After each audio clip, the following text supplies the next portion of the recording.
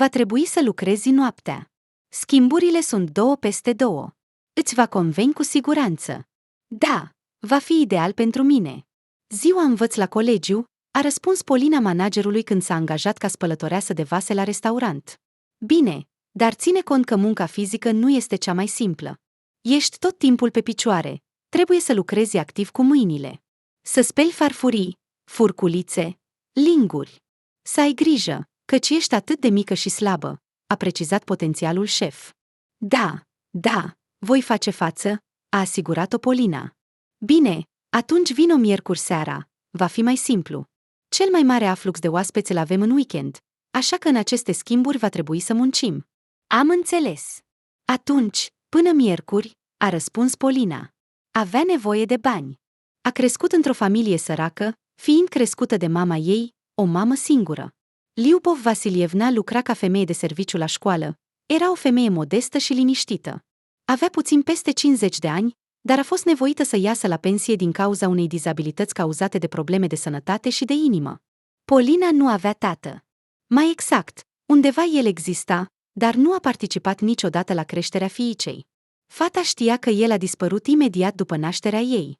Pentru Liubov Vasilievna, acesta era un subiect dureros. Nu-i plăcea să-și amintească și să vorbească despre el. Polina nu-și chinuia mama cu întrebări. A moștenit o percepție filozofică asupra vieții. Ce a fost, a fost. După nașterea fiicei, Liubov Vasilievna nu s-a mai căsătorit. Nu a avut aventuri cu nimeni. A dus o viață liniștită și modestă. Dar între ele, mama și fiica, existau relații calde, iar în familie domnea armonia. Se ajutau reciproc, se susțineau, făceau totul împreună. Iar acest lucru, așa cum credeau amândouă, era cel mai important. Polina învăța bine. Era întotdeauna o fetiță ascultătoare și isteață, una dintre cele mai bune din clasă. Profesorii îi preziceau un viitor mare, credeau că va intra la cea mai bună universitate. Dar după școală, Polina nu a vrut să riște și a mers să studieze la colegiul pedagogic. Avea probleme cu stima de sine. I se părea că universitatea era un nivel prea înalt pentru ea. Și, în plus, o educație superioară putea fi obținută oricum după terminarea liceului. Mama ei îi spunea mereu să fie mai modestă și să nu aspire la prea multe. Mai bine o vrabie în mână decât un storc în cer, îi plăcea să-i spună fiicei. A început studiul la colegiu. Polina a participat cu plăcere la cursuri. Îi plăcea totul. Colegii de grupă s-au dovedit a fi oameni plăcuți, deși majoritatea dintre ei nu străluceau cu același intelect ca fata. În plus, doar câțiva dintre ei voiau să devină profesori în viitor. Majoritatea veniseră doar pentru a obține diplomă. Polina, însă, ar fi fost cu adevărat fericită să devină pedagog, să predea lecții copiilor din școala primară. Iubea copiii, găsea ușor contact cu ei, era răbdătoare și grijulie. Și totuși, nu a avut ocazia să se bucure pe deplin de viața de student fără griji. Familia trăia modest, mama se îmbolnăvea adesea, mulți bani se duceau pe medicamente. În plus, vârsta Polinei era astfel încât dorea să se îmbrace și să se bucure de alte plăceri, măcar mici. A decis să caute un loc de muncă. Unul care să nu o distragă prea mult de la studii. O variantă ideală ar fi fost o muncă de seară sau de noapte. Fata a decis să caute opțiuni în localurile de divertisment. A decis să înceapă cu un restaurant situat aproape de casa ei. Polina nu fusese niciodată acolo înainte, pentru că nu își permitea. Cel mult, odată la câteva luni, mergea cu prietenele la o cafenea, alegând cele mai ieftine feluri de mâncare. Atmosfera restaurantului a lăsat-o fără cuvinte. Decorațiuni bogate, monograme aurii, mobilă sculptată, taxată cu catifea. A decis să nu se uite nici măcar la meniu, pentru a nu se întrista. A intrat într-o lume complet diferită. O lume în care putea fi doar personal de servire. La altceva pur și simplu nu credea. Polina s-a apropiat de administrator și a întrebat timid dacă caută angajați. Fata spera să obțină postul de chelneriță, dar ar fi fost fericită cu orice alt loc de muncă. I-a trecut prin minte că într-un astfel de loc cu siguranță se plătește bine tuturor angajaților. Administratorul, evaluând-o, a privit-o pe Polina și a răspuns cu superioritate. De fapt, acum avem un personal complet, nu căutăm pe nimeni, așa că nu pot să te ajut cu nimic. Polina era deja pregătită să plece dezamăgită, dar la ieșire a fost oprită de o femeie tânără, plinuță, îmbrăcată în uniformă albă. Salut, a spus ea cu o voce veselă. Mă numesc Liuda. Lucrez aici cu șeful bucătar. De fapt, Alisa, administratorul nostru, ți-a spus o minciună. Căutăm angajați. Pur și simplu, ea este foarte gelos pe toate fetele frumoase. Nu suportă concurența. Dar tu ești o fată frumoasă. Singurul lucru este că nu știu cât de mult te va mulțumi această ofertă. Căutăm spălătorii de vase. Munca este grea, dar există posibilitatea, așa zicând, de avansare, în viitor să treci la chelneriță. Din plusuri, echipa noastră este unită, bună și plătește bine în comparație cu orașul nostru. Așa că ține cont de asta. Am înțeles. Mulțumesc. Nu m-am pierdut, a spus Polina. Aceasta mi se potrivește perfect. Cu cine pot vorbi despre angajare? Hai, te voi duce la specialistul nostru în resurse umane. A răspuns Liuda și a condus fata spre birourile de serviciu. Acolo a avut loc conversația menționată mai sus cu recrutorul. La ieșirea din restaurant, s-a întâlnit din nou cu privirea administratorului Alisa. Aceasta i-a aruncat din nou o privire superioară. Cu ea cu siguranță nu ne vom înțelege, s-a gândit Polina cu tristețe. Dar nu-i nimic. În schimb, Liuda era destul de drăguță și prietenoasă. Cu siguranță există și alți angajați buni. Fata a decis să nu-i spună mamei despre locul ei de muncă. Știa că aceasta se va întrista aflând că fiica ei trebuie să muncească noaptea. Femeia se simțea deja vinovată că nu putea oferi Polinei o copilărie demnă, în opinia ei, cu călătorii, o mulțime de jucării și mâncare gustoasă. Și cel mai important, cu un număr de tată alături. Și totuși, Polina dorea să împărtășească cu cineva bucuria ei. Avea puține prietene, doar câteva cunoscuți. Fata s-a confruntat de câteva ori cu invidia și intriga, totul din cauza atractivității ei. După aceea, a încetat să mai creadă în prietenia feminină. Dar avea un bun prieten de încredere, cu care era încă din școală. Era colegul ei de clasă, Ivan, un băiat de încredere, tăcut, dar responsabil și bun. Ivan a crescut și el într-o familie incompletă. Tatăl său a murit acum 10 ani, lovit de o mașină. A rămas doar mama și o surioară mai mică. Lui Ivan a trebuit să crească de vreme și să-și asume responsabilitatea pentru mai multe femei. Dar se descurca de minune, nu se plângea, era un sprijin și un suport pentru toți. Din clasele superioare, a lucrat pe șantier, așa că acum era deja șef de echipă. Mâinile lui erau de aur, era tot ca tatăl său, plus că avea capul pe umeri și un raționament lucid. De fapt, Ivan visa să devină artist încă din copilărie. Se uita la peisajele lui Șișkin și la portretele lui Kramskoi. Visa la expoziții proprii. Profesorii de la școala de artă vorbeau cu toții despre talentul băiatului și despre un viitor mare pentru el. Dar băiatul trebuia să-și întrețină familia, să ajute mama, să-și pună sora pe picioare. În plus, Ivan, în ciuda vârstei fragede, visa deja la o soție, iar în această rol o vedea pe Polina. Era îndrăgostit de ea încă din școala primară. Cum i se părea lui, era un secret, deși toți din jur observau simpatia lui, nu era un mister pentru ei. Polina simțea asta, dar, din păcate, inima ei nu se îndrepta spre colegul ei de clasă. Fata înțelegea perfect că acesta era un tânăr bun, grijuliu și de încredere, din care, în viitor, cu siguranță, va ieși un soț și un tată minunat. Dar nu putea face nimic în privința asta. Inimii, după cum se știe, nu-i poți porunci. În clasele superioare, Ivan și Polina au încercat chiar să se întâlnească.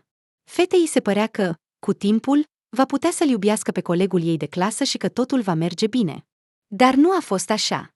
După câteva întâlniri și săruturi, fata a realizat că inima ei nu răspunde la atingerea și cuvintele logodnicului. S-a decis să rămână prieteni. Asta l-a rănit pe Ivan, dar el a rămas, ca un cavaler fidel, alături de doamna sa. Era mereu gata să-i ofere umărul său, să o consoleze sau să împărtășească bucuria. De aceea, după restaurant, Polina s-a îndreptat direct spre prietenul ei, locuiau în case vecine. Vănuț, am găsit un loc de muncă. Ura! Acum va fi mai ușor pentru mine și pentru mama. Sunt atât de fericită. A ciriit fata ca o pasăre. Super! Mă bucur pentru tine. Unde te-ai angajat? A întrebat Ivan. La restaurantul de lângă casă, Găina Păunului, a răspuns prietena. Nu e rău. Ca chelneriță? A întrebat Ivan. Nu chiar, s-a bâlbâit fata. Ca spălătoare de vase, dar asta e temporar. Mi-au promis avansare. Mi-au spus că, dacă totul va merge bine, mă vor transfera în curând ca chelneriță. Promit că banii vor fi buni, munca este seara, nu va interfera cu studiile, așa că totul se aranjează minunat. Oh, Polina, nu știu. Nu te apreciezi. Ești demnă de o muncă mai bună decât să speli farfurii și linguri pentru bogați. Ei bine, încearcă. Eu, dacă e ceva, voi fi alături, a răspuns Ivan. Mulțumesc. Polina a ciriit din nou fericită. Am cumpărat o prăjitură, așa că hai să sărbătorim angajarea mea. Pune ceainicul. Hai, până la urmă e prima muncă. Sper că nu-ți va fi greu, a răspuns Ivan, cu inima bună. Miercuri seara, Polina s-a dus la muncă. Fata știa că nu va putea să-și păcălească mama mult timp, pentru că trebuia să-i explice cumva absența ei târzie. Dar pentru moment a decis să mintă, spunând că se pregătesc pentru primăvara studențească, că desenează decoruri și repetă mult până târziu. Liubov Vasilievna nu a fost încântată de această variantă, dar a decis să nu se opună fiicei. Fetei îi lipseau deja bucuriile în viață, așa că poate că interacțiunea cu colegii îi va aduce plăcere. Polina a intrat în găina păunului prin intrarea de serviciu. În interior era cald și zgomotos, iar aerul era plin de mirosuri de carne prăjită. În ciuda zilei lucrătoare, în sală erau mulți oaspeți. Personalul se grăbea și se agita.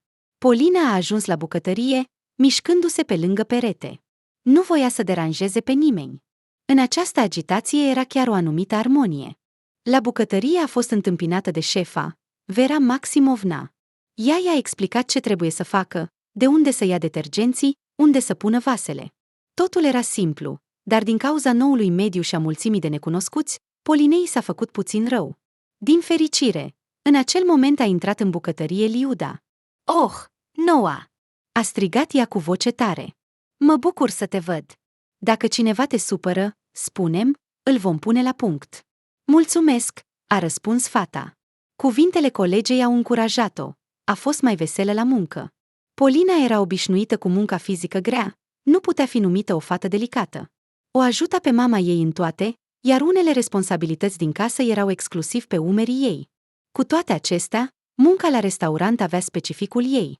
Era monotonă, plus că în jurul ei se aflau oameni necunoscuți, era zgomotos.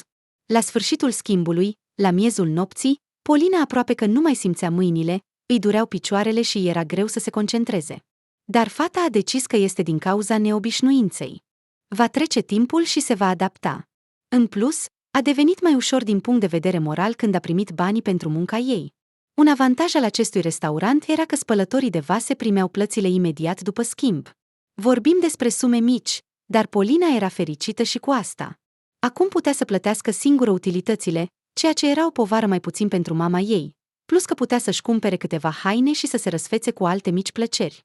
Fata a deschis ușa apartamentului încet, nu voia să-și trezească mama, dar aceasta nu dormea. Fetița mea, ești tu?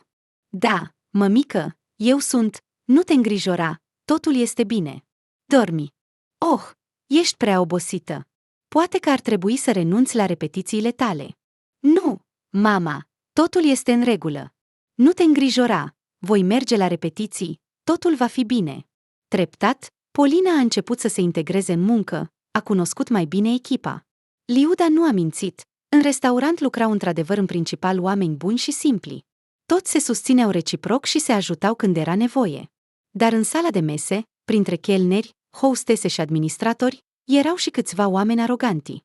Aceeași Alisa continua să o privească pe Polina de sus și să-i facă observații. Nu-i da atenție. Ce mai? O fiță. Are deja peste 30 de ani și nu este căsătorită, așa că se enervează, i-a spus odată Liuda. Polina a fost din nou liniștită de cuvintele acestei colege optimiste și înțelepte. S-a obișnuit cu echipa și cu programul. A combina munca cu studiile nu era ușor, dar nu avea altă opțiune. Din fericire, organismul tânăr avea nevoie de 5 sau 6 ore de somn. În plus, Ivan, prietenul ei neobosit și grijuliu, i-a dăruit o pernă ortopedică de 8 martie. Dormind puțin, măcar o să o faci corect, i-a spus el Polinei, oferindu-i cadoul. Din momentele neplăcute a fost conversația deschisă cu mama. Așa cum se aștepta fata, a trebuit să-i spună persoanei apropiate despre adevărata cauza absențelor ei târzii acasă. Primăvara studențească a trecut deja, iar mai multă minciună cu repetițiile nu mai funcționa. Liubov Vasilievna s-a apucat de inimă. Nu o speria faptul că fiica ei lucrează ca spălătoare de vase. Nu împărțea profesiile în demne și nedemne. O speria faptul că fiicei este greu să combine totul, că își asumă prea multe pe umerii ei fragili. Dar Polina a liniștit-o pe mama ei. A mințit că munca nu este deloc greu și i-a spus că în curând ar trebui să fie promovată ca chelneriță. De asemenea, aceasta era adevărat. Liuba s-a ocupat și a aranjat ca Polina să fie transferată să servească oaspeți în sală după ce angajata lor veche, Ecaterina, va intra în concediu de maternitate. Aceasta urma să nască destul de curând. Liubov Vasilievna s-a liniștit și a înțeles că fiica ei a crescut. Totuși, până la concediul de maternitate ale Caterinei mai era de așteptat, iar până atunci fata continua să lustruiască farfuriile elegante. Odată cu venirea căldurii, în încăperea de lucru întunecată a devenit foarte cald. Ceva s-a stricat în sistemul de ventilație. Pe fondul acestor sarcini crescute la colegiu, Polinei se făcea uneori rău, îi întuneca privirea, îi tremurau picioarele. În acele momente, ieșea pentru câteva minute să respire aer proaspăt. O gură de aer curat îi clarifica mintea, îi devenea mai ușor. Într-o seară de lucru, spălătoarei de vase i s-a făcut din nou rău. A lăsat farfuriile, temându-se să nu le spargă, și s-a îndreptat încet spre ieșire. În curtea interioară era liniște. Era începutul lunii mai. Aerul era impregnat cu arome de copaci înfloriți, cireși, caise, prune. Noaptea era stea, liniștită și bâlândă. Nu erau oameni în jur. Într-un astfel de moment, ar fi fost frumos să mă plimb de mână cu iubitul, nu să spăl pahare, s-a gândit Polina. Dar s-a simțit mai bine că amețeala a trecut. Asta înseamnă că se poate întoarce la muncă. Dar fata a decis să-și permită încă câteva minute să petreacă în aer liber și să se bucure de liniște. Dintr-o dată, din colțul restaurantului a apărut un bărbat de aproximativ 35 de ani. Era îmbrăcat decent, dar abia se ținea pe picioare. La început, Polina a crezut că este un oaspete care a exagerat cu alcoolul, dar apoi a realizat că omul era treaz, dar se simțea rău. Bărbatul a căzut în genunchi. Polina a alergat spre el. Ce s-a întâmplat? A întrebat fata speriată. Străinul a vomitat. Probabil m-am intoxicat cu ceva de la voi, a murmurat bărbatul. Am crezut că în aer liber îmi va fi mai bine, dar nu. Chemați o ambulanță. Da, desigur, acum, a spus Polina. Cu mâinile tremurânde, a scos telefonul din buzunar și a format 03. Apoi l-a apucat pe bărbat de brațe și l-a condus încet spre trepte, ca să se așeze. Nu te îngrijora, vine deja, medicii te vor ajuta, îl liniștea ea pe străin. Cum te cheamă? Taci, a întrebat el. Polina, a repetat el. Îți mulțumesc. Nu pentru ce? Nu te îngrijora, eu sunt aici, nu plec nicăieri. O liniștea Polina, ținându-le în continuare de mână. Ești un înger? A întrebat-o străinul. După asta, a vomitat din nou. Îmi pare rău. Polina nu a putut să-și stăpânească râsul. Bărbatul a râs puțin și el. În curând, ambulanța a sosit. La sunetul sirenelor, angajații restaurantului s-au adunat. Lângă Polina și străina a apărut Alisa. Oh, Doamne, ce s-a întâmplat aici? E vina ta? A aruncat o privire furioasă către Polina. Nu, ea nu are nicio vină. Eu m-am intoxicat, a reușit să spună bărbatul înainte ca medicii să se apropie de el. Ce groaznic! Promit că ne vom ocupa de tot și îi vom da afară pe vinovați. Nu se oprea Alisa. Străinul a fost dus cu ambulanța. În restaurant s-a creat panică. Au început să caute vinovații. Polina a fost dusă în biroul conducerii. Ei bine, iată, și-a adus probleme pe cap. Se spune că nu face bine, nu primești rău, s-a gândit fata. La gâtul ei se forma un nod, abia se putea stăpâni să nu plângă. Dacă ești implicată, îți voi face viața un iad, a spus Alisa, plimbându-se nervoasă. Din fericire, în curând în birou a intrat o altă persoană. Un tânăr blond, îmbrăcat simplu, dar scump. Astfel de haine se observă imediat. Era agitat, dar nu agresiv. Polina nu-l mai văzuse înainte în găina păunului. Anton, în sfârșit. Trebuie să facem ceva. Se preconizează un scandal. Reputația noastră este în joc. Alisa s-a năpustit asupra lui cu isterie. Calmează-te, voi rezolva totul. Dar mai întâi, introducem în situație. Ce s-a întâmplat aici? Ea e tot vina ei, a arătat cu degetul spre Polina. Aceasta s-a ridicat de pe scaun. Mă numesc Anton Alexiv. Sunt coproprietarul acestui restaurant, s-a prezentat bărbatul. Polina Miroșnicova, spălătoare de vase, a răspuns fata. Anton a fost evident surprins când a aflat ce lucrează o fată atât de atrăgătoare, dar a rămas în plan profesional. Așadar, Polina, ce s-a întâmplat aici? A întrebat el. Fata i-a povestit cum au stat lucrurile. Deci, el s-a intoxicat în restaurantul nostru? A întrebat Anton. Se pare că da, a răspuns Polina. Voi merge la spital și voi vorbi cu acest bărbat. Dacă este cu adevărat vina bucătăriei noastre, vom lua măsuri. Alisa, organizează mâine o curățenie generală în toate încăperile. Vom avea o zi liberă forțată.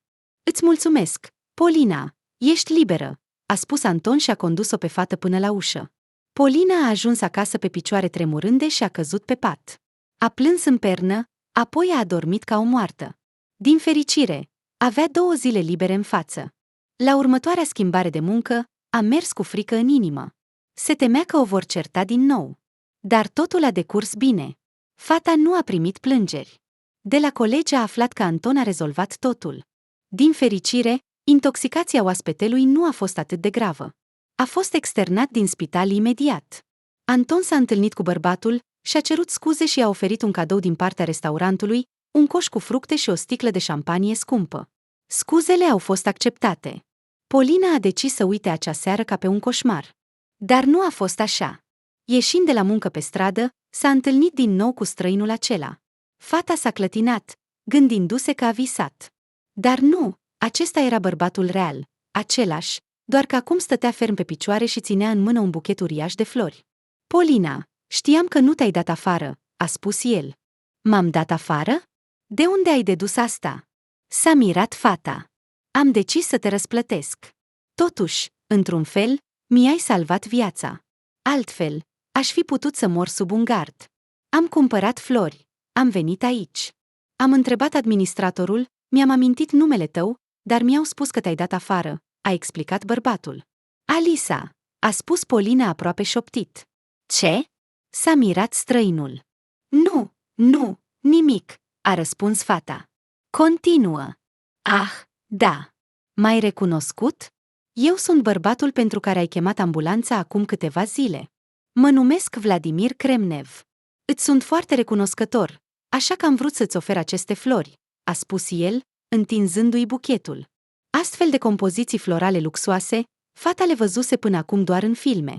Ea s-a simțit pierdută, dar Vladimir a continuat. Nu te sfii, eu o fac din inimă curată, a spus el. Mulțumesc! Foarte frumos, a spus Polina. Mă bucur că ți-a plăcut. Ei bine, eu plec, căci nu vreau să vă cauzez probleme din cauza mea, a spus Vladimir și a întors privirea în spatele fetei. Polina s-a întors și l-a văzut pe Alisa în spate.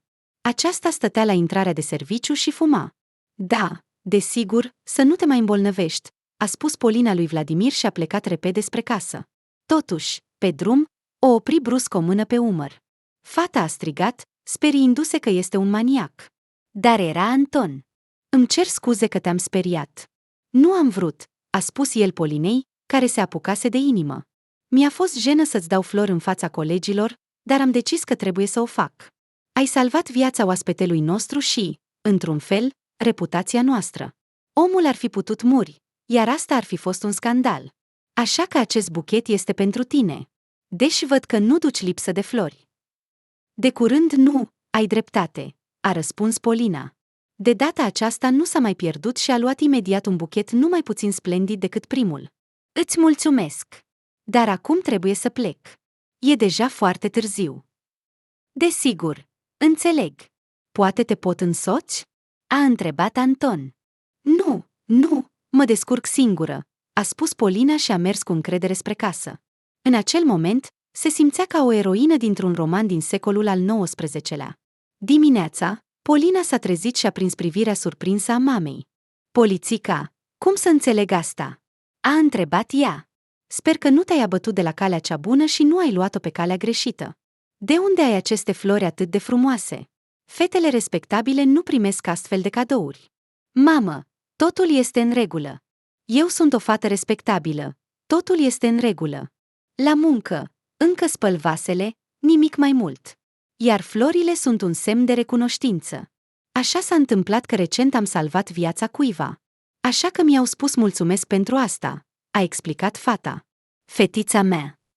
Cum s-a întâmplat totul? Și de ce nu mi-ai spus nimic? S-a mirat mama.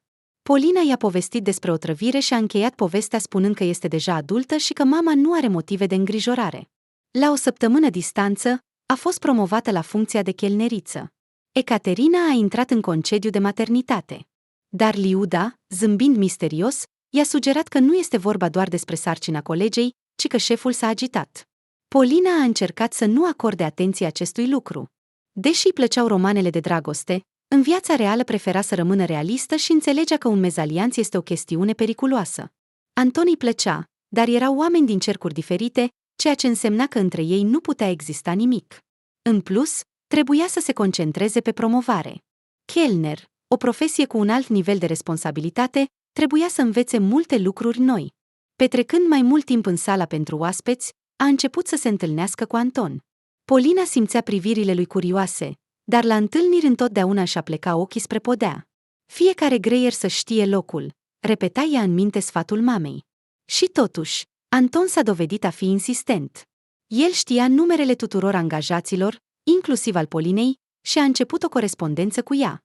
La început, o întreba dacă îi place să fie chelneriță, dacă îi reușește totul, dacă are întrebări sau dorințe. Apoi, treptat, a trecut la subiecte personale și, în cele din urmă, a avut curajul să o invite la o întâlnire. Fata a fost surprinsă, dar totuși a acceptat. A fost, nu a fost? S-a gândit ea. Până la urmă, în viață se repetă și scenarii de basm. În mod surprinzător, în aceeași perioadă, a apărut Vladimir. Buchetul lui a stat mult timp în vază pe masa Polinei. Florile s-au uscat de mult, dar totuși îi aduceau bucurie fetei prin frumusețea lor. Și totuși, a venit timpul să se despartă de ele. Și doar în acel moment, Polina a observat că la buchet era atașată o notă cu următorul conținut. Polina, îmi placi foarte mult, dar mă tem să nu par insistent. Te invit la o întâlnire, la orice oră convenabilă pentru tine. Dacă ești de acord, anunță-mă în Messenger. Apoi urma numărul. Polina a fost surprinsă. În același timp, inima ei se bucura. A decis să nu-și informeze mama, pentru că aceasta ar fi oprit totul din fașă. Fata a adunat curaj și i-a scris lui Vladimir. Acesta s-a bucurat și a stabilit o întâlnire. Întâlnirea urma să aibă loc a doua zi după întâlnirea cu Anton. Și iată că s-a conturat un triunghi amoros. S-a gândit fata visător. Una dintre poveștile mele preferate. Cât de interesant era să citești despre așa ceva. Dar cât de interesant este să te confrunți cu asta în viață, se gândea fata. Polina a decis să meargă la întâlnire în ordinea cronologică. Primul care a invitat-o a fost Anton. Așa că a plecat mai întâi cu el. Era o zi călduroasă de iunie. Știi ce este Padle Boardin? A întrebat tânărul. Nu, aud pentru prima dată, a răspuns Polina. Atunci îți voi arăta. A răspuns băiatul zâmbind. Tinerii s-au dus la râul local. Anton a ajutat-o pe partenera sa să se ridice pe placă și a explicat cum să folosească pagaia pentru a înainta în direcția dorită.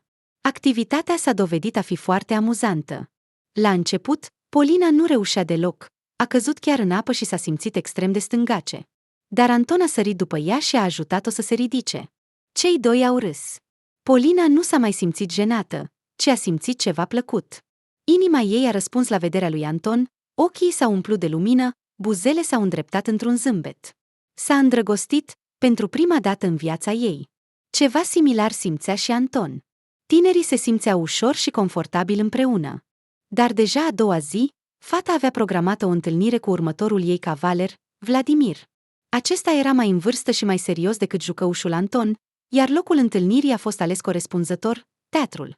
O piesă de teatru după Cehov. Polina a fost încântată. Apoi, cavalerul a invitat-o pe Polina la un restaurant. Nu este atât de pompos ca un cuib de păun, dar este mai confortabil și elegant, a explicat Vladimir. Nu a mințit. Această locație i-a plăcut Polinei mult mai mult decât cea în care lucra. În timpul cinei, bărbatul a mărturisit că s-a săturat de relațiile superficiale și de fetele interesate, care doar așteaptă să se folosească de averea lui. Polina nu a dorit să clarifice despre ce sume era vorba, dar a înțeles că erau milioane. Bărbatul deținea o rețea de magazine de instalații sanitare. Era căsătorit, dar s-a despărțit, lăsându-i soției o casă de vacanță și o mașină. Am făcut asta cu ușurință. Știu că voi câștiga din nou. Eu sunt dintr-o familie modestă. Mama este asistentă medicală, tata este instalator. Am trăit modest. Am vrut mereu să mă ridic pe picioarele mele și să-i ajut pe cei dragi. Așa s-a întâmplat. Am construit o afacere, am câștigat bani, acum îmi permit multe. Dar ceea ce nu se poate câștiga atât de ușor este dragostea de interesată. Așa că mă plimb, căutând-o, a spus Vladimir cu tristețe. Polina nu își credea urechilor, dar dintr-un motiv oarecare, i se părea că bărbatul era sincer cu ea. Și totuși, scânteia dintre ei nu a izbucnit. Cu Anton, Polina se simțea în largul ei, iar cu Vladimir, nu. Poate că diferența de vârstă își spunea cuvântul, poate că era vorba despre statut. Anton era, de asemenea, dintr-o familie înstărită, dar în principal, mama, Galina Ivanovna, conducea afacerea și capitalul. De fapt, pe numele ei se afla o mare parte din restaurantul în care lucra fata. Atât Anton, cât și Vladimir au invitat-o din nou la întâlnire.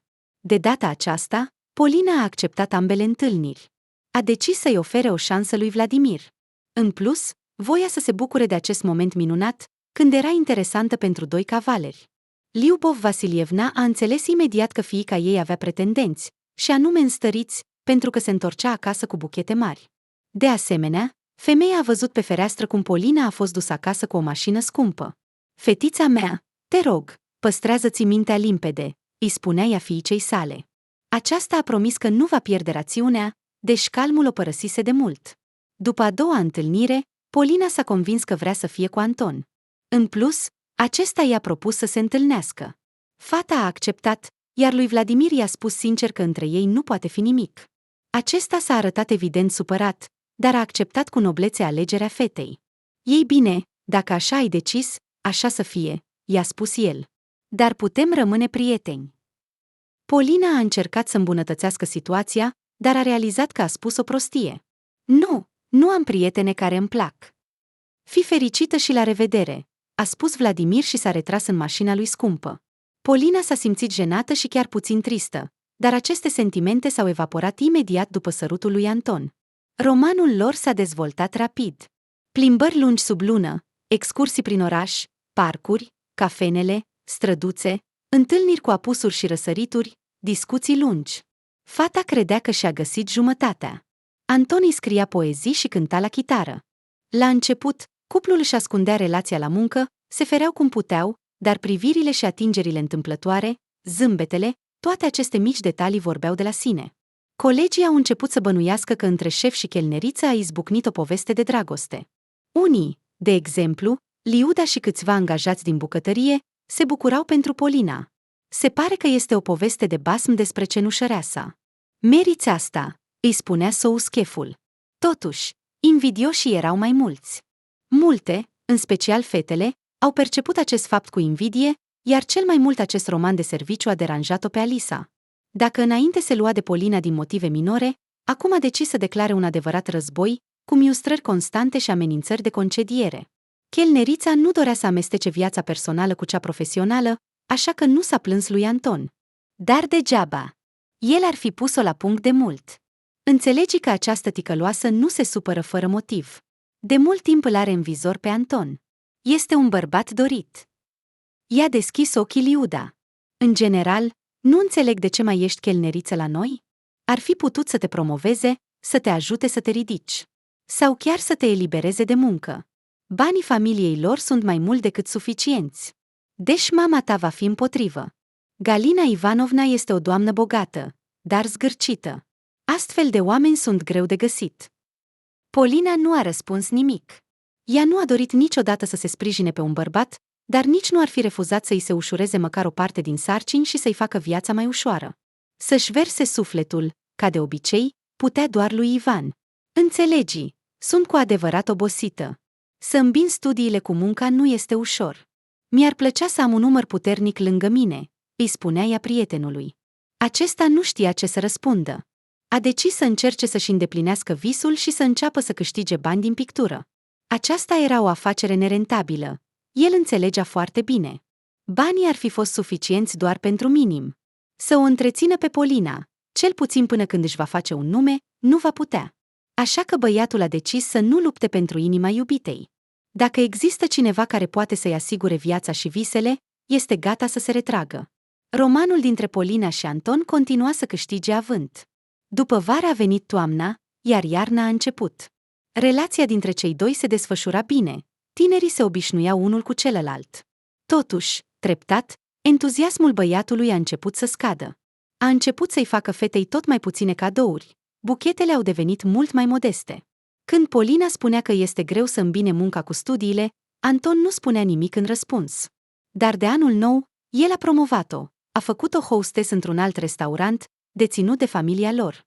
Polina a fost fericită, deși, de fapt, creșterea salariului nu a fost atât de mare. Totuși, fata mai avea de studiat încă 6 luni. Vara, ea urma să obțină diploma. Polina plănuia să plece din restaurant și să se angajeze pe profesie. Chiar dacă profesorii nu sunt plătiți atât de mult, va fi un loc de muncă pe care și-l dorea. În ziua tuturor îndrăgostiților, Anton i-a cerut mâna și inima. Polina nu se aștepta la asta. Când băiatul s-a aplecat în fața ei și a pus întrebarea dorită, ea a început să plângă, dar a răspuns da. Dar un inel mai solid ar fi putut să cumpere. Diamantul este foarte mic, a spus ea, examinând inelul la Liuda, la care Polina a mers în vizită. Dar cel mai important este că a decis să se căsătorească, ca un om cinstit. Dar sfatul meu pentru tine este să te ții departe de mama lui. Nu vreau să te sperii, dar circulă zvonuri că ea nu te-a îndrăgit. Mezalianți, toate astea. Polina a simțit un nod în gât, dar a decis să nu ia aceste cuvinte prea în serios. Pe Galina Ivanovna o văzuse doar de câteva ori. Anton nu a pledat pentru apropierea logodnicei de mama sa. Stăpâna restaurantului era într-adevăr arogantă, rece, distantă. Se mândrea foarte mult cu rădăcinile ei nobile. Între timp, statutul ei material ridicat se datora soțului, Dmitri Vasilievici, un om din clasa muncitoare, care știa să se descurce. În anii 90, el a reușit să profite de oportunitate, a privatizat cu abilitate spațiile de depozitare, pe care le închiria apoi scump, s-a dezvoltat și a cumpărat oaspeților săi un restaurant, ca o distracție. Afacerea cu cuibul de păun a mers bine, iar în curând familia a obținut încă o unitate, mai mică și mai departe de centru, dar, cu toate acestea, profitabilă. Anton era singurul lor fiu. S-a născut cu o lingură de aur în gură. Mama nu i-a refuzat nimic. Dar datorită răbdării tatălui, Anton a crescut fără a fi răsfățat, deși dragostea excesivă își spunea cuvântul. Îi plăcea să trăiască pe picior mare, îi plăceau lucrurile de marcă și delicatesele. Era foarte romantic și se îndrăgostea ușor, dar niciodată nu se uita la statutul alegerilor sale. Pur și simplu era interesat de fetele drăguțe. De aceea, Galina Ivanovna nu a dat importanță romanului său cu Polina. Se va juca și o va lăsa, se gândea femeia. Totuși, povestea s-a desfășurat într-un mod complet diferit. Anton s-a îndrăgostit până peste cap, s-a pierdut și s-a aruncat cu totul în această relație. Când Galina Ivanovna a aflat că fiul său a făcut asta din cauza murdăriei, cum o numea ea pe Polina, a izbucnit un scandal. Nu te-am crescut pentru a-ți construi o familie cu această sărăcie. Anton, gândește-te, vom găsi o fată mai bună pentru tine. De ce ai nevoie de această sărăcie, fiica unei femei de serviciu? Striga ea fiului, blocându-i ieșirea din casa lor luxoasă. Dima, spune-i și tu. Dar tatăl a tăcut înțelept. El nu era nici el încântat de alegerea fiului, dar înțelegea că în astfel de povești este mai bine să nu te implici. Cel mai important era ca Anton să înțeleagă că aceasta este alegerea lui și că trebuie să-și asume responsabilitatea pentru ea. Anton a respins-o pe mama sa. Ne vom căsători, indiferent de ce. Dacă nu aprobați alegerea mea, putem întrerupe comunicarea. Este voința voastră. A spus el, trântind ușa, și a ieșit în curte. În acea seară, a luat-o pe Polina și a dus-o în apartamentul său. Acum vom locui împreună, a spus el, ca un tăietor. Polina era în stare de șoc. O întrista foarte mult atitudinea viitoarei soacre, dar o întrista și mai mult atitudinea propriei mame față de această uniune. Fetița mea, vei avea probleme cu el, vei vedea. Nu am trăit în bogăție, nu are rost să începem. De ce nu îți place Ivan? Este un băiat bun, simplu, care te iubește de mult. Mai bine căsătorește-te cu el, plângea mama. Mama, dar eu îl iubesc pe Anton, Cum nu înțelegi? Cum de nu înțelegeți nimic? Polina aproape că a ridicat vocea pentru prima dată în viața ei la mama sa. Apoi și-a cerut scuze, dar nu și-a schimbat poziția. Liubov Vasilievna a acceptat cu umilință situația. Tinerii s-au mutat împreună și au început să se pregătească pentru nuntă. Ceremonia urma să aibă loc la începutul verii. La început, Anton nu intenționa să se bazeze pe ajutorul financiar al părinților, dorea să suporte toate cheltuielile. După ceartă, a încetat practic să mai comunice cu ei. Mai exact, cu tatăl se mai întâlnea din când în când, dar cu mama nu răspundea la apelurile ei. Dar la începutul lunii mai, părinții au venit în apartamentul lui Anton și Polina ca să îngroape securea războiului. Galina Ivanovna a plâns și a spus că nu poate trăi fără fiica ei. Tatăl a vorbit despre afaceri. Nu-l vom abandona pe fiul nostru, vom accepta alegerea lui, vom ajuta cu nunta. Polina a fost extrem de speriată. Nu-i venea să creadă în sinceritatea sentimentelor viitoarei soacre. Cu toate acestea, știa că este important pentru logodnicul ei. Anton și-a iertat părinții și a acceptat banii lor pentru nuntă. Acum ceremonia putea fi făcută și mai luxoasă. Așa s-a și întâmplat. Înregistrare în aer liber, arcade din flori, violonist, mulți invitați, cod de îmbrăcăminte de culoare liliac, multe aperitive rafinate la bufet, creveți, icre, brânzeturi cu mucegai.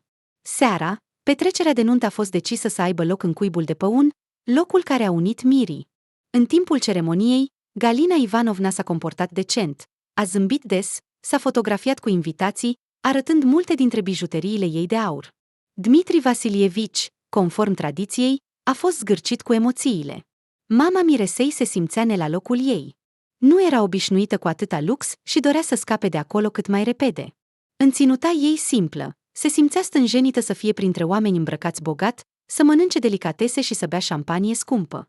Din partea miresei, la nuntă erau puțini oameni.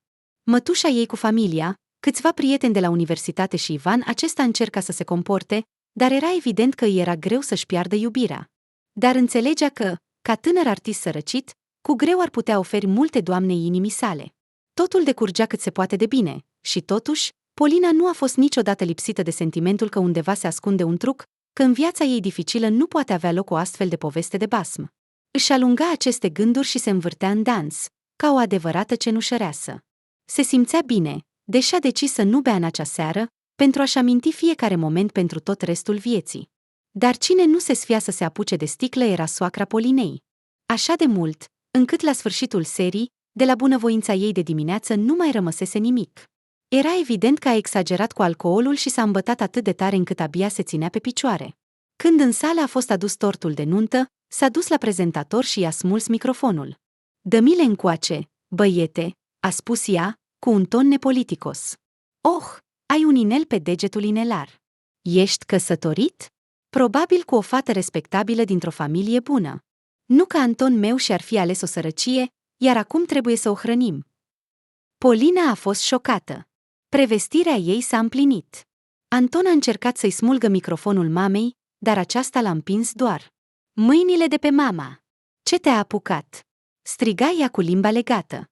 "Așadar, dragi invitați, l-am crescut pe Anton meu, l-am dus pe mări, i-am cumpărat haine scumpe, l-am dus la engleză și la tenis. Educația lui a fost cea mai bună, iar el s-a îndrăgostit de o fată care spală vase. Cum așa? În jur sunt atât de multe fete bune. Uite-o pe Anastasia, de exemplu. Anastasia, ești aici astăzi? Te salut. Știi că mi-ar plăcea să te văd ca nură. Așa că, Anton, spune-mi sincer, ce nu-ți place la Anastasia? Tatăl ei este bancher, mama stomatolog, fata este frumoasă. Scuză-mă, Anastasia, o spun cu drag. Iar Polina nu are nici piele, nici formă, nici un ban în buzunar. Tatăl ei este cine știe cine, un bețiv ratat. Auziți? O femeie de serviciu. De ce ne faci așa, Anton?" Anton a reușit totuși să-i smulgă microfonul din mâini mamei. Tatăl a dus-o pe Galina Ivanovna spre ieșire. Invitații erau încurcați și nu știau unde să se ducă. Polina și-a acoperit fața cu mâinile și a început să plângă. Inima mamei ei nu a rezistat și a căzut în leșin. Ceremonia s-a încheiat nu cu plecarea cortegiului de nuntă, ci cu sosirea ambulanței. Polina, chiar în rochia de mireasă, a mers cu mama la spital. În curând, Ivan a sosit și el acolo. "Îi urăsc! Îi urăsc pe toți. Și pe Anton, și pe familia lui nebună. Plângea Polina pe umărul prietenului ei de încredere, stând în holul spitalului. Mama avea dreptate. Din această poveste nu va ieși nimic bun. Mamă, iartă-mă, te-am dezamăgit. Doar să mă salveze doctorii, doar să nu rămân singură. Totul va fi bine, nu ești singură, o consola Ivan puțin mai târziu. Anton a venit și el la spital. Arăta pierdut și gol. Văzându-le, Polina a strigat: pleacă de aici. Nu te pot vedea. Anton, încercând să-i răspundă: nu vreau să aud nimic, pleacă. Fata nu se liniștea. Anton și-a aplecat capul și a plecat în tăcere spre ieșire. Din fericire, doctorii au oferit mamei Polinei ajutorul necesar la timp, iar aceasta s-a recuperat rapid. Polina a fost alături de ea tot timpul. În acele zile, nu s-a văzut cu Anton. După o săptămână, mama a fost externată. Ea s-a întors acasă cu fiica ei. În curând, Anton a venit la ei. Polia, am vrut să discut totul. Sunt gata să ard de rușine. Te rog, mă îngenunchi pentru iertare. Nu voi mai vorbi cu ea, îți promit. Doar întoarce-te. Polina s-a liniștit puțin. Vorbea cu o voce calmă și uniformă, dar era neclintită. Nu, Anton, nu se va întâmpla nimic. Totul s-a stins în acea seară. Dintr-o dată. Știu că nu este vina ta, dar liniștea mea și liniștea mamei sunt mai importante pentru mine. Nu vreau ca toată viața să mă privească cu dispreț și să mă numească sărăcie. Îți mulțumesc pentru tot ce ai făcut pentru mine. Nu te voi uita niciodată. Dar aici ne despărțim. Ivan va veni să ia lucrurile mele. Anton încă stătea în genunchi. Din ochii lui curgeau lacrimi. Dar Polina era neclintită. Tânărul nu avea altceva de făcut decât să plece din apartamentul modest al mamei și fiicei. Vreau să știi că te voi aștepta oricând, a spus el în cele din urmă. Când Anton a plecat, Polina a început să plângă. Ei bine, va fi bine, draga mea. Vezi singură că nu sunt de nivelul nostru. Nu-ți face griji, te vei liniști, vei plânge și îți vei găsi fericirea feminină. Îți amintește teoria pașilor mici? Treptat, pas cu pas, viața se va îmbunătăți, o consolă iubirea Vasilievna. Mama avea dreptate. Polina se întorcea la viața ei anterioară. A depus actele pentru divorț. Căsătoria a durat doar câteva zile. A renunțat la restaurant, a obținut diploma la colegiu și a devenit profesoară diplomată. Gândurile despre Anton încă o nelinișteau, dar fata se străduia să le alunge. Pe fondul stresului, sănătatea ei s-a deteriorat. Polina a început să se simtă rău dimineața. Migrenele s-au înmulțit.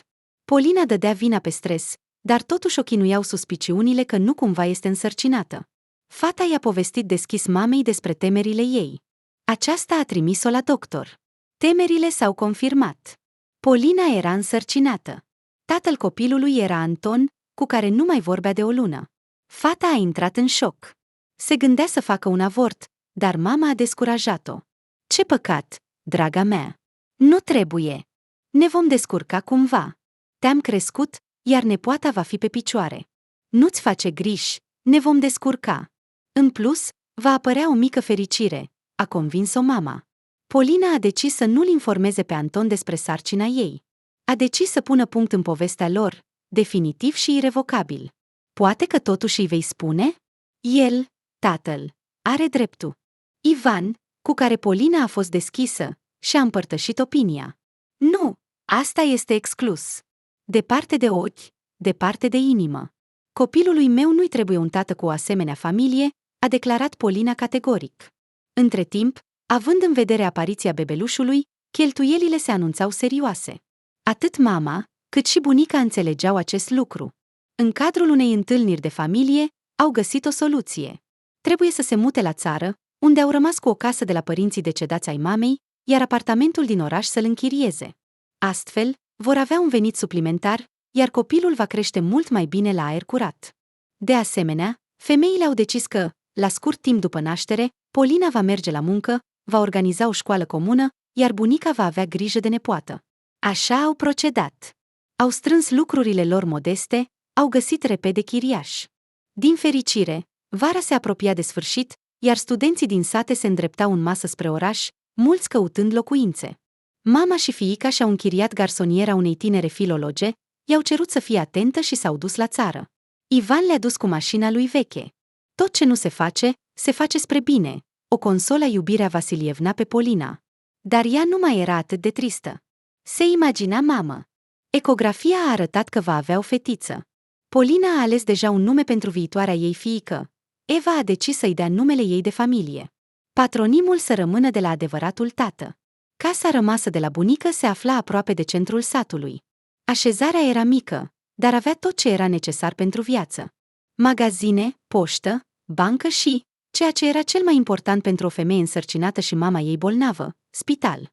Toate acestea erau la o distanță de mers pe jos de noua lor locuință. Casa era mică, cu o renovare veche, dar confortabilă.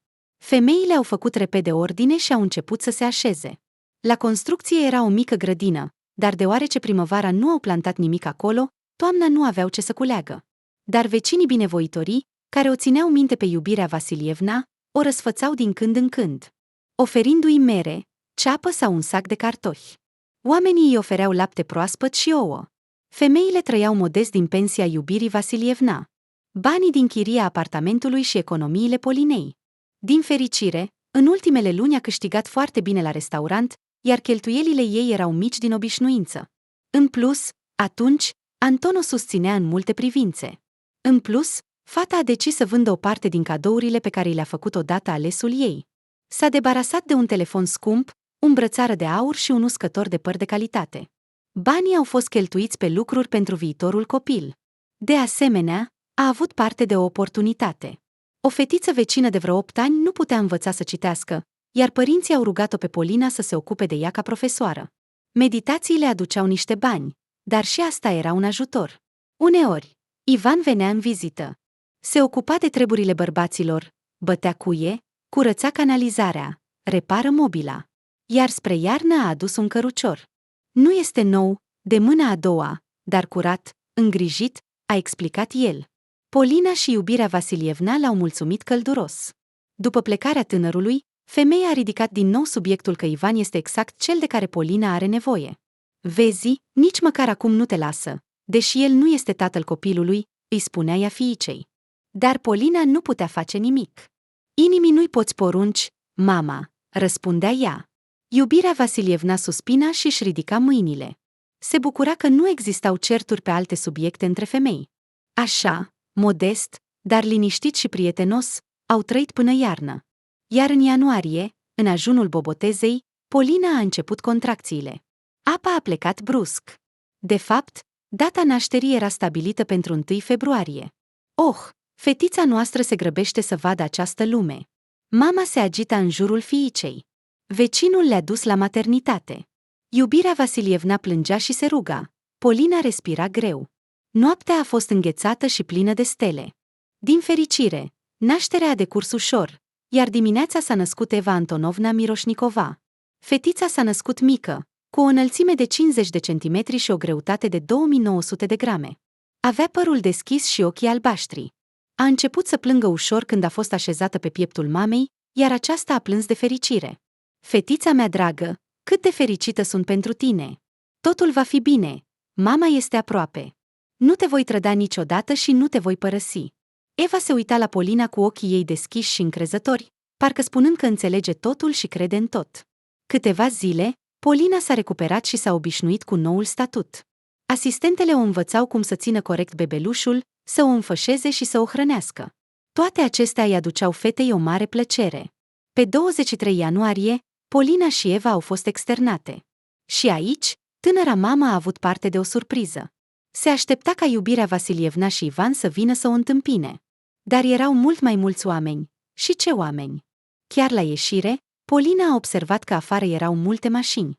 În mijlocul lor se evidențiau 3 SUV-uri. Spitalul era mic, nașterile erau puține, iar Polina s-a mirat cine a venit cu un asemenea cortegiu. În hol, așa cum se aștepta, o așteptau mama și Ivan, în mâinile lor erau baloane roz și flori. Tânăra mama a zâmbit văzând fețele cunoscute și s-a îndreptat spre ele. Dar s-a oprit în loc când l-a văzut pe Anton lângă ușa de intrare. Acesta ținea în mână un buchet uriaș, similar cu cel pe care i l-a dăruit la începutul relației lor. Tânărul părea confuz și puțin speriat. Ce caută el aici? A întrebat Polina cu groază mama. Nu știu, draga mea, jur. Abia acum l-am observat aici, a răspuns iubirea Vasilievna, șocată. Bine, hai să plecăm repede de aici. Florile și baloanele le veți da mai târziu, a spus fata. Dintr-o dată, dintr-o fată timidă, s-a transformat într-o tânără femeie curajoasă. Maternitatea a întărit această transformare. Dar Anton le-a blocat calea. Polina, știu că aceasta este fiica mea, a declarat el.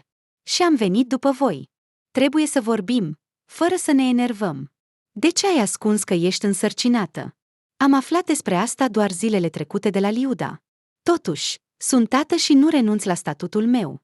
Mai mult, vreau să fiu alături nu doar de fiica mea, ci și de tine. Nu vreau să te văd, pleacă. L-a oprit Polina cu fermitate. Lasă-mă să trec, trebuie să ieșim. Nu plec așa. Nu se lăsa Anton. Atunci Eva a început să plângă. Fetiței mele trebuie să-i fie foame și să doarmă. Nu mă deranja, a răspuns Polina. După aceste cuvinte, tânărul a fost nevoit să cedeze. În aerul proaspăt și înghețat, capul tinerei mame s-a învârtit, s-a strâns și mai tare de fetiță și s-a îndreptat spre parcare, observând de la distanță SUV-ul lui Anton. Dar acolo o aștepta o altă surpriză. Din unul dintre SUV-uri a ieșit nimeni altul decât Vladimir. În mâinile lui avea un buchet la fel de mare ca al lui Anton. Polina a simțit un deja-vu. Așa, dar tu ce cauți aici? Polina, de obicei politicos, nu putea să-și stăpânească emoțiile. Vladimir s-a bâlbâit doar pentru o clipă și a început să vorbească. Bună, Polina! Înțeleg că arăt ca un idiot, dar nu pot face nimic cu mine. Inimii nu-i poți porunci. Nu-mi ies din cap. Te iubesc și vreau să fiu cu tine. M-am gândit la asta luni de zile și recent am decis să aflu cum ți-a fost viața. Am ținut minte că m-ai preferat pe altul. Am crezut că totul este bine între voi, dar s-a dovedit că uniunea voastră s-a destrămat de mult și ai plecat. Am început să fac cercetări pe căile mele și am aflat că ești însărcinată, iar tatăl copilului nu este. Așa că m-am gândit și am decis totul. Căsătorește-te cu mine. Iar copilul tău, fetița, dacă am înțeles bine, o voi adopta. Promit să fiu un tată grijuliu pentru ea și un soț iubitor și devotat pentru tine. Așa a spus bărbatul și a întins florile, dar ea le-a respins și abia s-a putut stăpâni să nu plângă. Voi, v-ați înțeles? Ivan, hai să plecăm de aici. Unde este mașina ta? A întrebat fata prietenul. Acesta a eitat o clipă, apoi a arătat cu mâna spre al treilea SUV negru. Acolo este. Urcă-te. Ce vrei să spui? De unde ai bani pentru o astfel de mașină? Costă o avere. Polina nu înceta să se mire de evenimentele acestei zile. Nu este SUV-ul meu. L-am împrumutat de la un prieten pentru a vă întâmpina cum se cuvine pe tine și Eva, dar am decis că voi câștiga cu siguranță pentru unul similar. Pictura nu mi-a mers bine până acum, așa că am lăsat asta deoparte. M-am întors la reparații. Știi că am mâinile de aur, iar meșteșugarii sunt întotdeauna necesari. Este o muncă bine plătită. Sunt gata să muncesc zi și noapte, pentru ca tu și Eva să aveți tot ce este mai bun. Promit că, în curând, voi reuși și vom trăi bine. Polina, știi foarte bine cum mă simt față de tine și știi că sunt gata să fac orice pentru tine. De 1000 de ori am confirmat asta nu cu vorbe, ci cu fapte. Căsătorește-te cu mine și vom trăi împreună. Eu, tu și Eva vom trăi fericiți, îți promit. A spus Ivan, schimbându-se de pe un picior pe altul. Și atunci răbdarea Polinei a ajuns la capăt.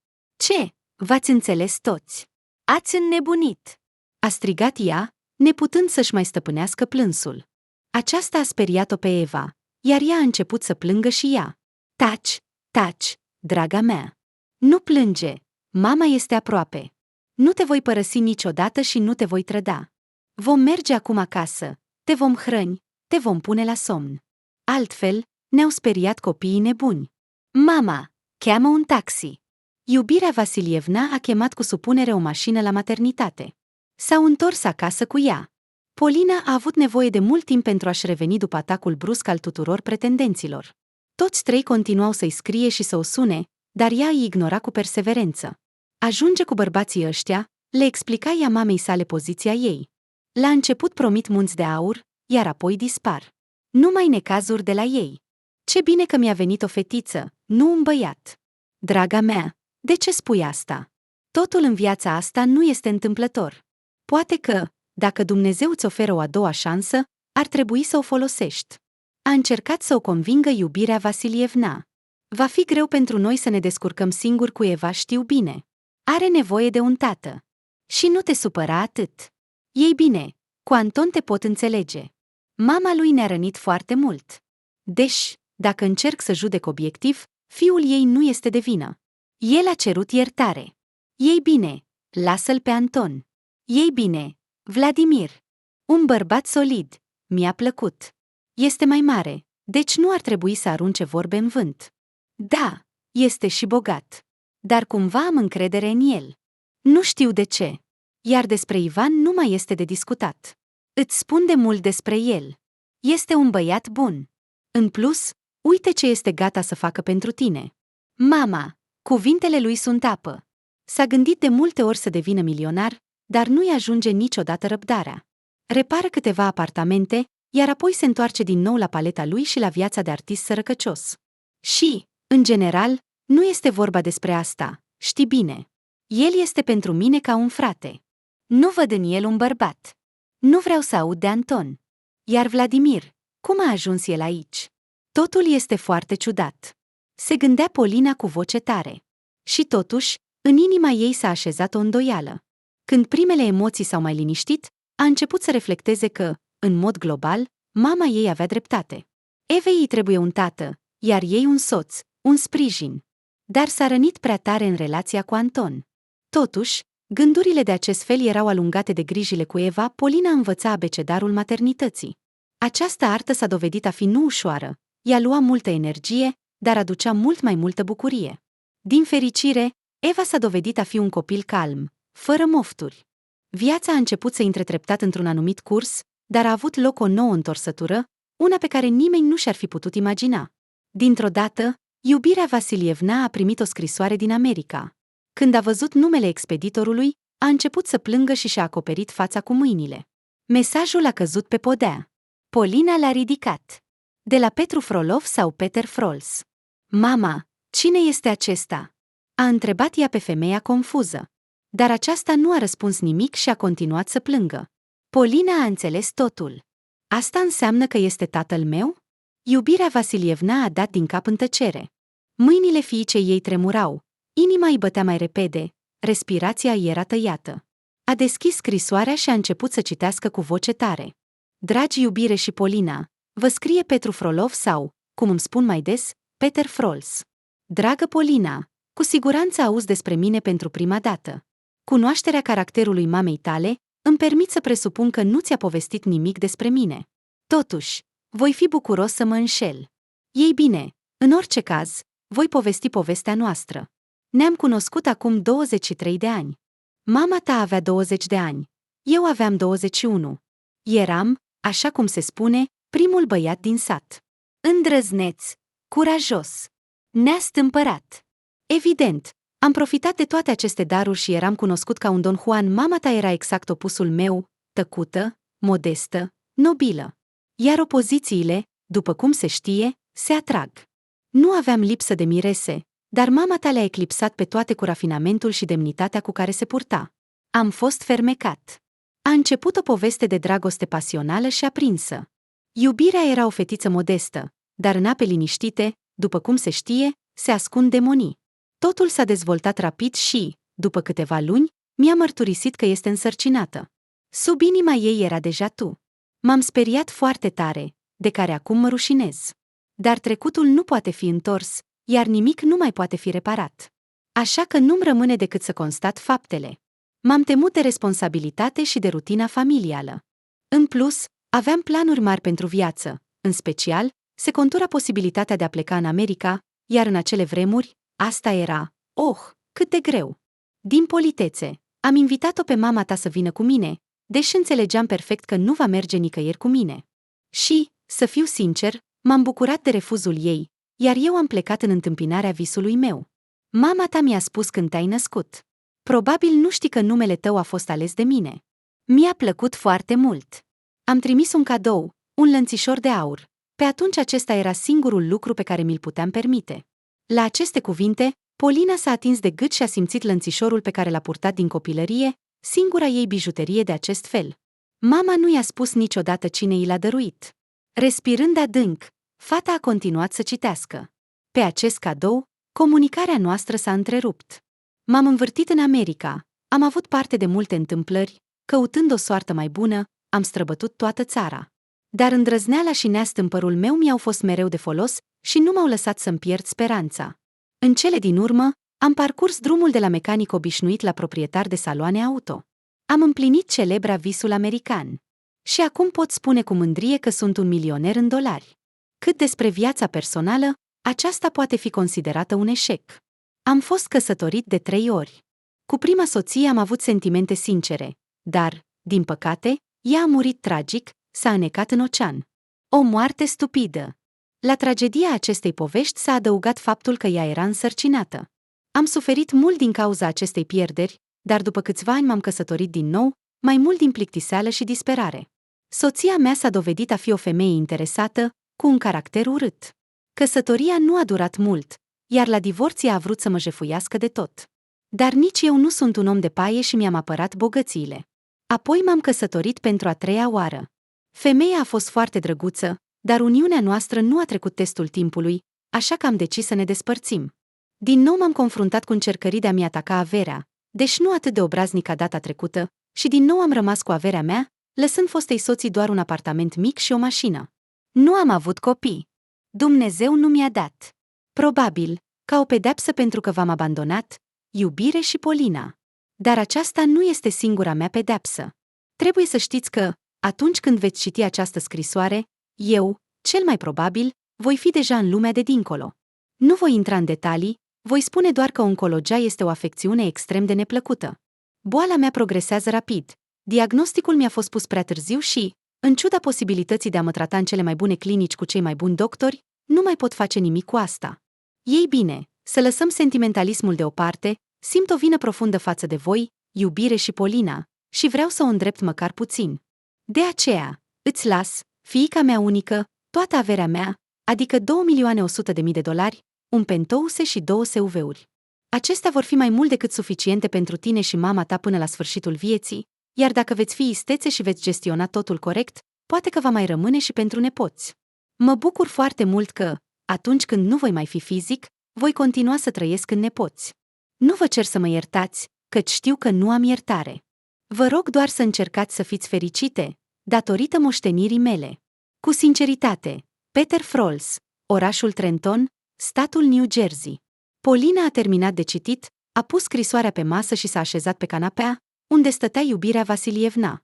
Aceasta plângea neîncetat, fără să-și îndepărteze mâinile de la față. Fiica a îmbrățișat-o pe mamă, iar aceasta a șoptit Petia, dragul meu Petia, nu te voi uita niciodată și te voi iubi mereu. Polina îi era greu să creadă în realitatea celor întâmplate. I se părea că evenimentele din ultimele săptămâni sunt doar un vis. În curând se va trezi și totul va merge pe calea sa. Dar după câteva zile a primit o notificare că este moștenitoarea milionerului Peter Frols din SUA. Visul se transforma în realitate, care promitea multe lucruri bune. Procesul de formalizare a documentelor a durat mult timp și a necesitat multă energie, dar, în cele din urmă, vara, Polina a intrat în moștenire. Pe contul ei erau $2 milioane. Se gândea să se ocupe de formalitățile pentru mașină și casă mai târziu. Fiica și mama nu și-au făcut publică bogăția neașteptată, dar, după cum se știe, zvonurile circulă repede. Și în curând, în sat, despre averea imensă a fostelor sărăciuni nu vorbea decât leneșul. Polina a decis că trebuie să se mute cât mai repede pentru a nu-și face dușmani. Iubirea Vasilievna a fost de acord cu ea. Femeile au decis să nu se întoarcă în orașul prăfuit și zgomotos, mai ales cu fetița Eva în brațe. Era mult mai bine să crească la aer curat. Așa că, în cadrul unei întâlniri de familie, s-a decis să cumpere o casă bună într-un cartier de vile de elită din suburbie. În viitor, Polina a decis să deschidă o școală privată acolo, căci acum avea bani pentru asta. Cum să dispună de suma rămasă, nu s-a decis încă. Zgura la cumpărarea mașinii consta în faptul că Polina nu avea permis de conducere. Ironia sorții. Are bani pentru orice mașină, dar nu are drepturi. Fata a decis să obțină neapărat permisul în viitor, dar pentru asta avea nevoie de timp. Totuși, pentru a căuta o casă, trebuia să se poată deplasa liber.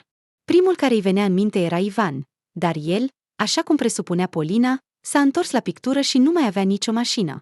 Mai mult, A decis să-și vândă mașina veche pentru a-și cumpăra materiale pentru creație și apoi să organizeze o expoziție.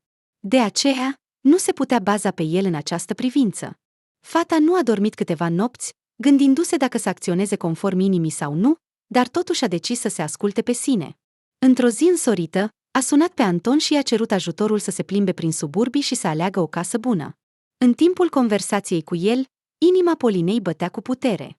Poate că mama are dreptate și mai avem o șansă să o luăm de la capăt. Poate că ar trebui să uităm acea seară de nuntă groaznică. Cine își amintește de trecut, acela își pierde ochii, gândea fata, realizând că încă îl iubește pe tatăl Evei, acesta părea și el îndrăgostit. Se părea că s-au întors în luna iunie fericită a primelor lor întâlniri. Anton a ajutat-o cu adevărat pe Polina să aleagă casa. A abordat această problemă cu responsabilitate. A studiat arhitectura, materialele folosite la construcție, a evaluat amplasamentul. În cele din urmă, s-a decis să se oprească la un pentouse cu 2 etaje, cu feronerie de podea și piscină proprie în curte. Evușca va crește și va înota acolo. E sănătos, gândea Polina. Da, vreau și eu ca fiica noastră să crească sănătoasă, îi răspundea Anton. Tinerii s-au împăcat din nou. De data aceasta, doamna Liubov Vasilievna nu avea nimic împotrivă. Nu era nicio mezalianță. Mai degrabă, familia lor se afla într-o poziție mai favorabilă de data aceasta. O familie de milionari în dolari. Dar femeia se admonesta pentru că avea astfel de gânduri, temându-se să nu cadă în capcana bolii celebrității și a aroganței, viciile pe care le considera teribile. Tranzacția a fost finalizată rapid, iar Anton și Polina s-au mutat în pentouse. De asemenea, au intrat și doamna Liubov Vasilievna și Evușca. La început, totul era ca într-o poveste. Dragoste, romantism, griji cu renovarea. Casa era complet locuibilă, dar totuși avea nevoie de unele modificări. Cu toate acestea, în timp, Polina a observat că Anton a devenit mai puțin grijuliu și atent, începând să se intereseze din ce în ce mai des de modul în care iubita sa vrea să dispună de banii rămași. Fata își alunga gândurile despre lăcomie, dar inevitabil îi veneau în minte comparații cu mama zgârcită și crudă a alesului ei. Liubov Vasilievna a observat schimbările. Ea însă și a încercat să se convingă că îi se pare, dar într-o seară a auzit o conversație care a pus totul la punct.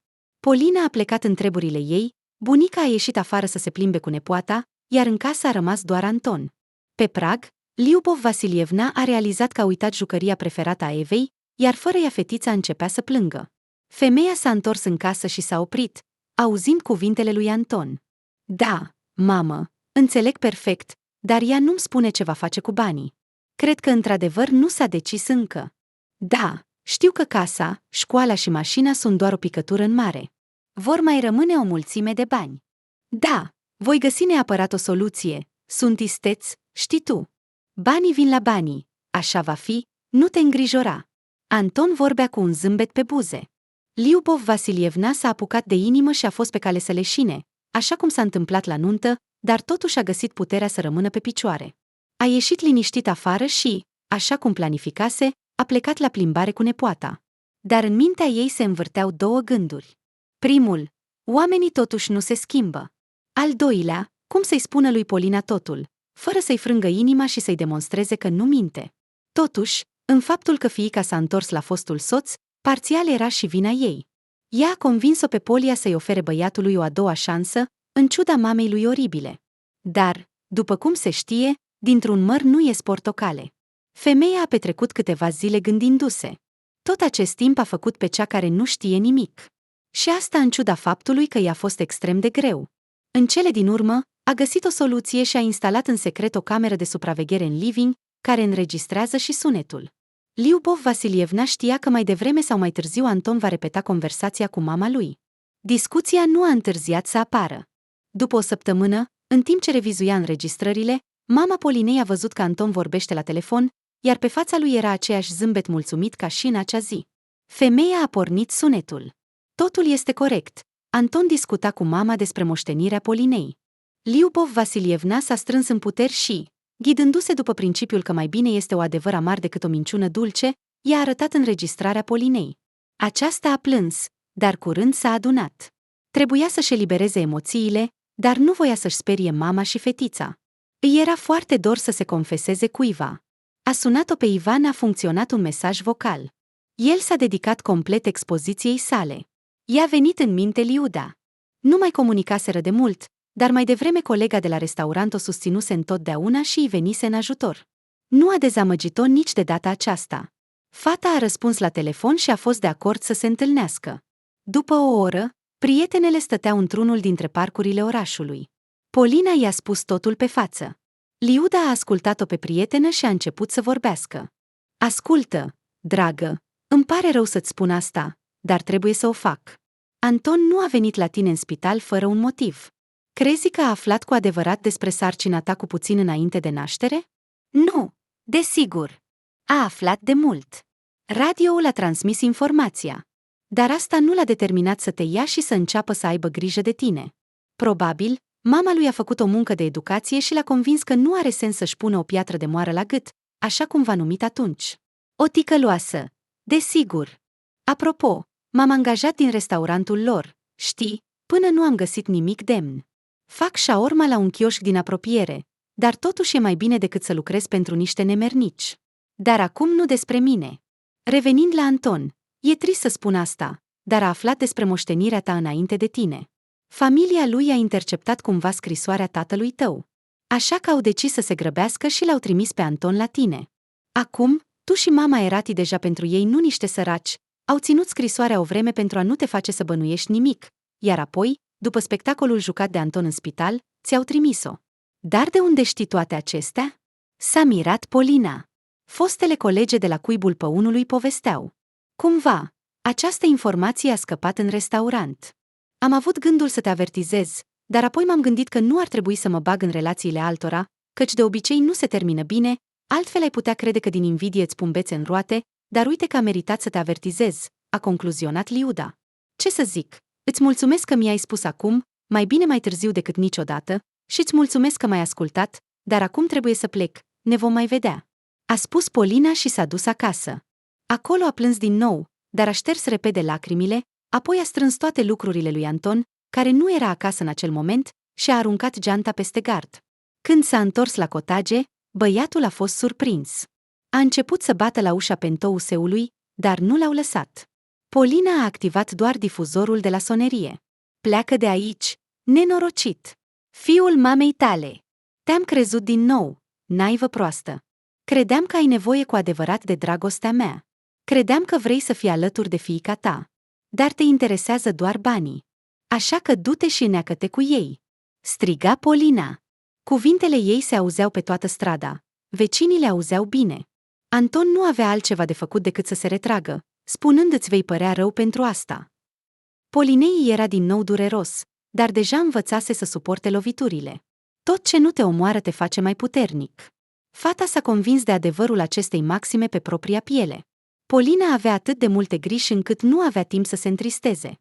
În primul rând, trebuia să se ocupe de educația Evei și să-i cumpere cele mai bune lucruri, ca unei adevărate prințese. În al doilea rând, în sfârșit, a terminat școala de șofer și a obținut permisul. În al treilea rând, fata a decis să-i mulțumească celui care a fost alături de ea atâția ani și a susținut-o în cele mai dificile momente. A cumpărat de la salon cea mai recentă model de Jeep și l-a dus la atelierul lui Ivan. Acesta a ieșit pe balcon când a auzit semnalul puternic al mașinii. Hei, ce se întâmplă aici? Mă deranjezi să lucrez, a mormăit el. Îmi cer scuze, domnule, doar testam dacă totul este în regulă cu sunetul mașinii dumneavoastră, i-a răspuns Polina, ieșind din mașină. Polinca, ce faci aici? Și ce înseamnă tot asta? S-a mirat băiatul acoperit de vopsea. Asta înseamnă că ai visat la o astfel de mașină, ai primit-o. Și nici nu îndrăzni să refuzi. Acceptă această mașină ca un semn de recunoștință pentru tot ce ai făcut pentru mine. Și da, cheltuielile pentru organizarea expoziției le iau eu. Am visat mereu să devin un mecena. I-a explicat Polina. Ivan a ieșit din casă și a îmbrățișat-o pe prietenă. Îți voi da totul, promit. Va fi suficient dacă îmi dăruiești doar câteva dintre picturile tale.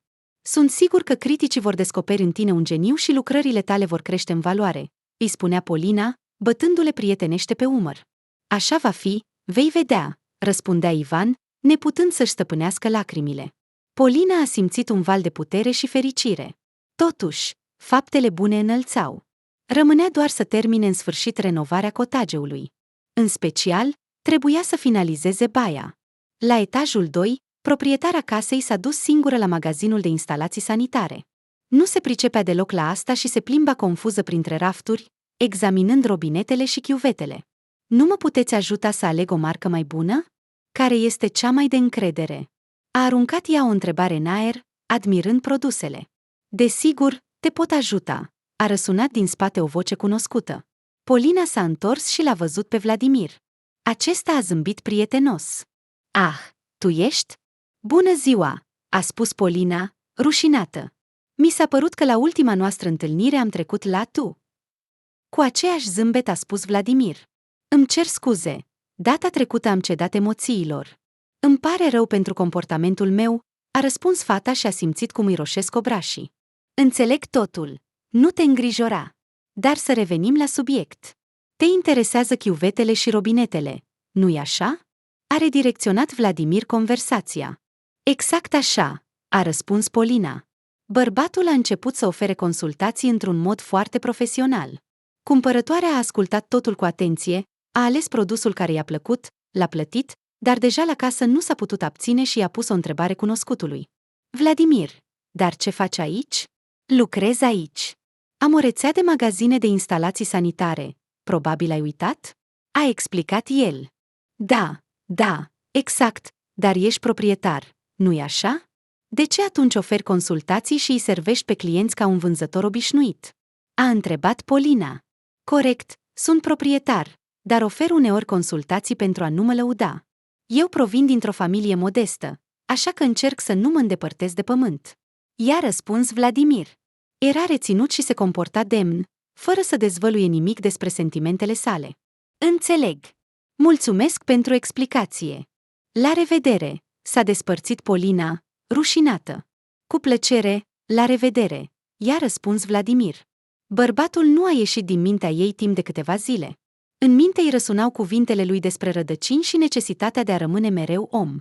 Acestea au determinat-o pe Polina să facă o altă faptă bună. În curând, a venit în oraș și s-a dus la chioșcul de șaorma. Îmi dați, vă rog, o șaorma cu brânză și porție dublă de roșii. A spus ea lui Liuda, ieșind la fereastră. Aceasta s-a mirat că prietena nu a salutat-o, ci a făcut imediat o comandă. Dar nu avea ce face, era la muncă. După ce a pregătit șaorma, i-a dat-o cumpărătoarei. Șaorma cu brânză și roșii duble. Poftă bună! De la dumneavoastră 180 de ruble. Mulțumesc, luați banii, a răspuns Polina și i-a întins lui Liuda un pumn strâns. Aceasta, în schimb, i-a întins palma deschisă, așteptând să-i pună bancnote și monede. Dar Polina a pus în palmă cheile. Ce este asta? S-a mirat vânzătoarea de șaorma. Cheile de la restaurantul în care vei fi șeful bucătar. A strigat Polina, neputând să-și mai stăpânească emoțiile de bucurie. Glumești? Asta nu se poate. A strigat Liuda înapoi. Se poate, se poate. Hai, plătește-te într-o zi și să mergem să ne amenajăm noul cuib. A răspuns Polina. Oh, te rog, Tolic, să nu mai folosim cuvântul cuib. E suficient pentru noi, cuibul păunului. Prietenele au râs. A doua zi, ele studiau deja spațiul pentru viitorul restaurant. Lucrările de transformare a spațiului urmau să fie de amploare. Fetele și-au împărțit responsabilitățile. Polina s-a oferit să se ocupe de instalațiile sanitare. În aceeași zi, s-a dus la magazinul deja bine cunoscut. Inima ei bătea cu putere. Doar să fie el acolo, doar să fie el acolo, gândea ea. Din fericire, Vladimir s-a aflat în magazin. Văzându-le, Polina nu a putut să-și ascundă emoțiile. Vladimir, bună ziua! Ai nevoie de mine? Oh, s-a bâlbâit fata, în sensul că am nevoie de ajutorul tău. Sunt întotdeauna gata să te ajut, știi asta, i-a răspuns bărbatul cu un zâmbet. Bine că în sfârșit ai realizat asta. Da, într-adevăr, bine, a răspuns Polina, continuând să zâmbească rușinată. Și au mers împreună, umăr la umăr, mulțumiți, prin magazin. Ceilalți clienți se întrebau de ce o alegere obișnuită de instalații sanitare aduce atât de multă bucurie oamenilor. Dar Polina și Vladimir știau foarte bine că, chiar și după ce atâta apă a trecut, totul poate fi reparat, dacă se găsește la timp meșterul potrivit și se aleg materialele corecte.